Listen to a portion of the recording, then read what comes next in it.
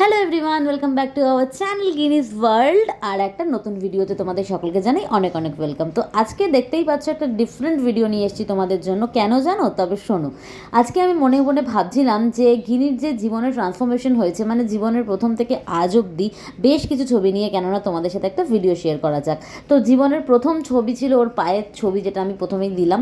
তো দেখলে তোমরা, সেই ছবি থেকে আজ অবধি বেশ কিছু ছবি নিয়ে এই ভিডিওটা বানিয়েছি।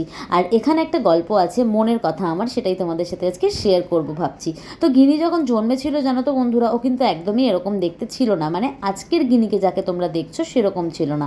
ও কিন্তু অনেকটা কালো ছিল আর অনেকটাই রোগা ছিল, আর দেখতেও না একটু অদ্ভুত ছিল। তো আমার মনে বারবার একটা প্রশ্ন নাড়াচাড়া করতো যে আমি তো খুব একটা খারাপ দেখতে নই, ওর বাবাকেও খুব খারাপ দেখতে নয়। হ্যাঁ, ওর বাবার গায়ের রঙটা অনেকটাই চাপা, তো ওর গায়ের রঙ চাপা হতেই পারে, সেটা কোয়াইট ন্যাচারাল। কিন্তু ওকে কেন এমন দেখতে? যত ও বড় হবে তাতে মানে তার মধ্যে চেঞ্জেসগুলো কী হবে ওর মধ্যে।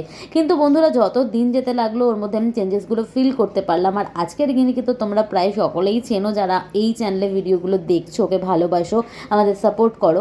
তো তারা দেখতেই পাচ্ছ ওর মধ্যে কীভাবে কিন্তু দিনের পর দিন চেঞ্জেস এসেছে। তো তোমরাও তোমাদের বাচ্চার মধ্যে নিশ্চয়ই এরকম চেঞ্জেস লক্ষ্য করেছো দিনের পর দিন। আমায় কিন্তু কমেন্ট করে জানিও সেই চেঞ্জেসগুলো দেখে তোমাদের মনে কী ফিলিংস এসেছে। তো আমি তো আমার মনের কথাটা শেয়ার করলাম, আর তোমাদের এই ভিডিওটা কেমন লাগলো কমেন্টে জানাতে একদম ভুলো না। টাটা।